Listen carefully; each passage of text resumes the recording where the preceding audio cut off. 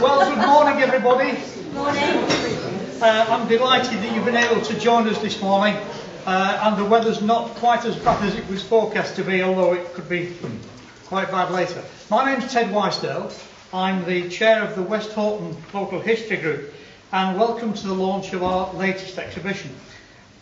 In particular, I'd like to welcome the Mayor of Westhoughton, Linda Winrow Baker, former Councillor George Twist, and our current Councillor David Chadwick.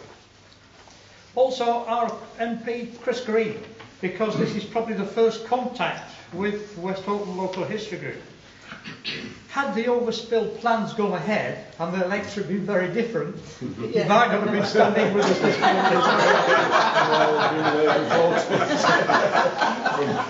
The exhibition has been masterminded by Garth Radcliffe here, with the help of other members of the Westhoughton History Group research team. And I think it would be more appropriate for me to hand over to Garth and ask him to tell you something about the exhibition. Garth. Morning, everybody. My name's Garth Radcliffe. This is the fourth exhibition that the Local History Group has launched, if that's the right word. I need to explain what's different about this compared with the previous three. Our first exhibition was about the Pretoria pit disaster in 2010, and that was very well received. That was in 2010, that was the centenary. Our next exhibition was the burning of the mill, the bicentenary of the burning of the mill in 1812. Again, that was very well received. Now, last year, we commemorated the Westhoughton men who were killed in World War I, 2014. So that was the 1914. That was the centenary event of that tragedy. So our previous events have been commemoration of disasters, but this is different because it's about a success story. About 50 years ago, there were concerted attempts by Manchester City Corporation to move overspill from Manchester to Westhoughton. Now, this involved compulsory purchasing 60% of the land in Westhoughton, compulsory purchasing 9,000 houses, and moving the centre of Westhoughton, Market Street, down to beyond the railway line at Daisy Hill, relocating the centre of Westhoughton. And what we got in return would be 12,300 council houses and 42,000 people. So Westhoughton would move from a population of 15,000 up to about 72,000 in 1981.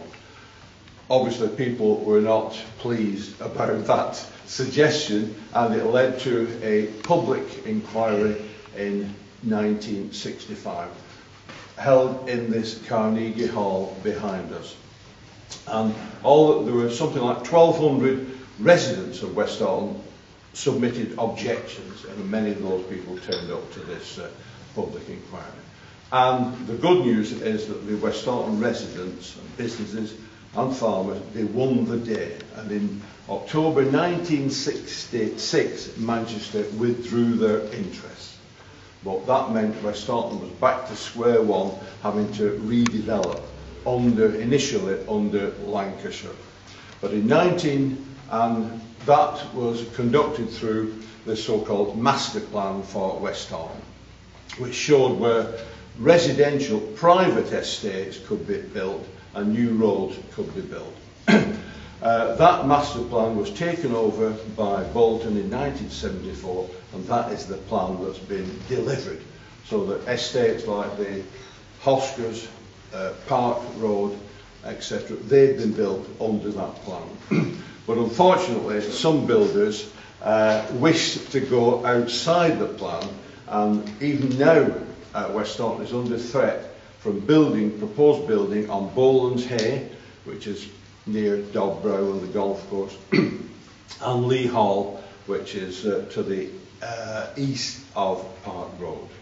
So those are current threats, and we have to thank the SWAN, Save Westhoughton Act Now people, and Councillor David Chadwick, he was the chairman of that group, for fighting the case to prevent this unnecessary development. And again, Ruth was involved with that group as well. So Westhoughton people won 2 public inquiries and saved Westhoughton from being either overdeveloped or being full of council houses. But we have remaining problems. That's the immense congestion on roads. Park Road, Lee Road, Wigan Road, they're highly congested because the roads that were planned or stipulated under the map haven't been delivered. So that is the next big hurdle that I think is holding Westhoughton back. So just to point you in the right direction, the first section of the exhibition, the sort of orange or tangerine tinged boards, that's about the overspill.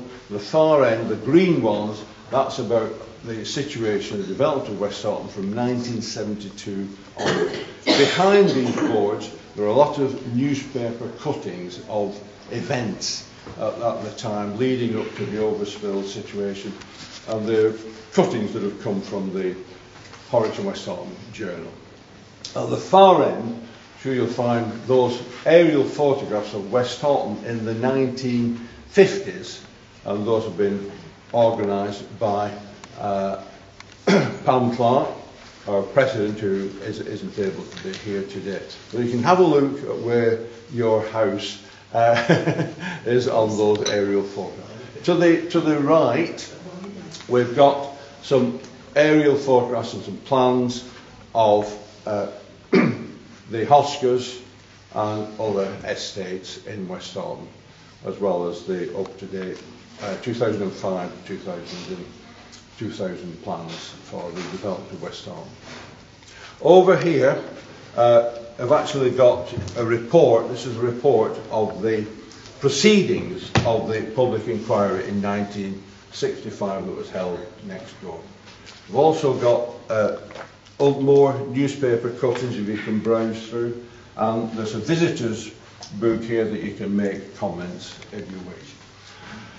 Finally, over here we've got some publications for sale. We have booklets about the Pretoria, about the World War I, and about the burning of the mill. So you can see that Westhoughton is a very, very historic locality. We've got these publications that are only £1 a time. But the World War I one is more expensive. We've got some videos there, and I think a few Christmas cards left.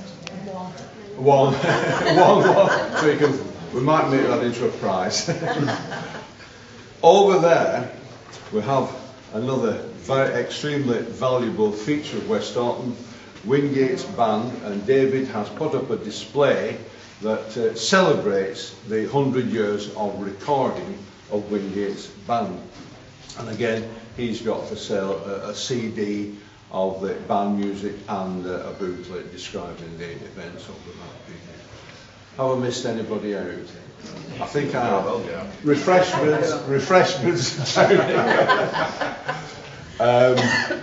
Linda has been invited to open this event, which we expected thousands, but I think we're waiting until the rain stops. Do you want to just say a word? Just a couple of words. Yeah. Good morning. Morning. Very nice to be invited here today. As usual, the local history group do such a lot of work, and I do feel they keep the history of Westhoughton alive and kicking. But for the overspill, I might not have been here because I got one of the houses that they bought when it was turned down. So I'm thankful to that. A lot of people have put a lot of work into this, and I do hope lots of people come and see it. So thank you very much, and good luck. Thank you.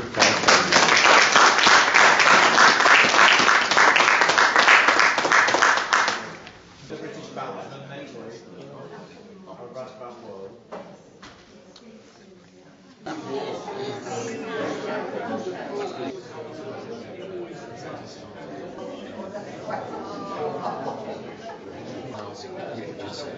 It'd be part of